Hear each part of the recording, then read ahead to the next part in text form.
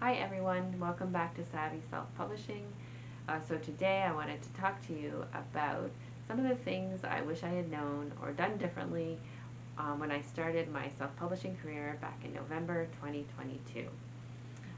If you didn't know, I have self-published about 15 or so books since then of various kinds for various audiences. And so one of the things that I wish I had done differently is I wish I had done a little bit more planning, which is very odd for me to say because by nature I am a planner.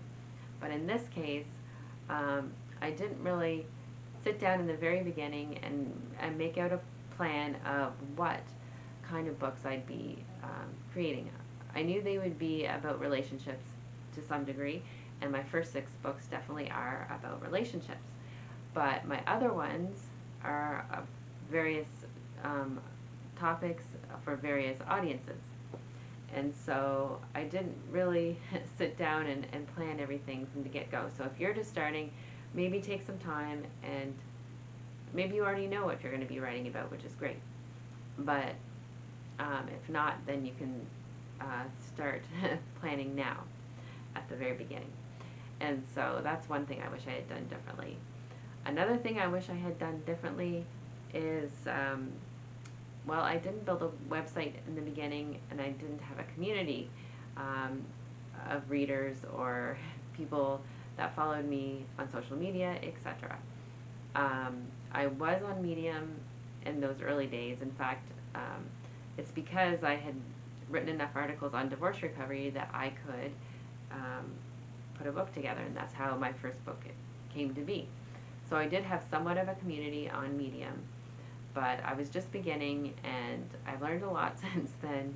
And so I now have a niche on Medium. I now have a really good following there. And so, yeah, in the very beginning, I didn't have a community. And it's hard to gain traction when you don't have a community. And a website sort of goes hand in hand with that. Not every author has a website, um, but having a website might be a good idea because you can put all your information there, and it's kind of a home base for people to find you. So that's something else that I kind of wish I had done.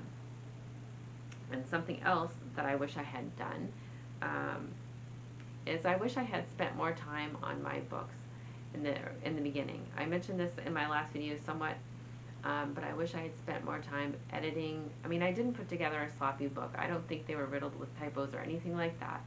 But I do wish I had spent a little more time on the formatting and editing. And because I didn't in the early stages, later on, I actually did rewrite my first few books, or at least edited them substantially, and I reformatted them, so that was a whole lot of work, but totally worth it. Um, so yeah, just like I mentioned in the last video, do your due diligence, and if you can't afford to hire a formatter or editor, do your very best, because putting out quality products is very important. Um, and spend the right amount of time in the very beginning. I wish I had.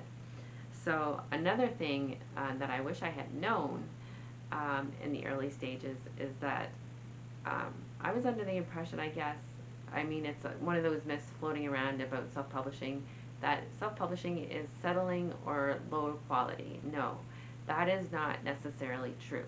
So if you are hesitating on self-publishing your book, don't believe that lie that self-publishing is settling or that it is low quality. Some self-published books are probably even better than traditionally published books, or some of them, because not everyone is going to please every person. So that's just a free tip for you.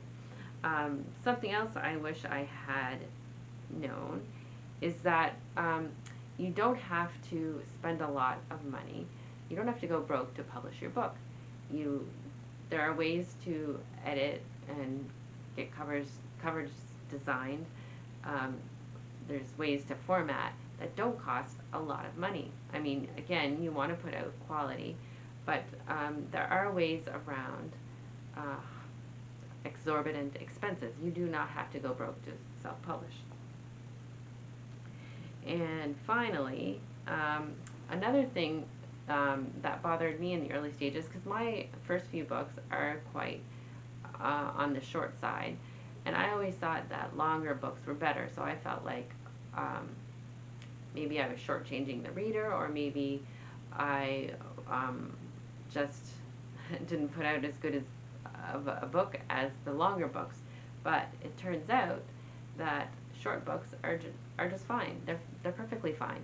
So if you have a shorter manuscript and feel like it's ready to publish, like, don't let the fear that, you know, you should have a longer book, don't let that hold you back, because shorter books are not a bad idea. Especially like my first two books are about divorce recovery. When you're going through a divorce, like, your emotions are all over the place. You don't necessarily have the attention span for longer books. So in some cases, shorter books are better for some people. So anyway, these are just some things that I either wish I had done differently, or wish I had known that I didn't in the early stages. So I hope that by sharing those things with you, that it'll give you a heads up, an advantage that I didn't have. So if you have other topics related to self-publishing that you want me to talk about in future videos, do let me know in the comments below.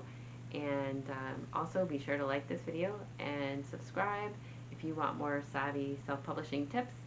And I look forward to talking to you again soon. Bye for now.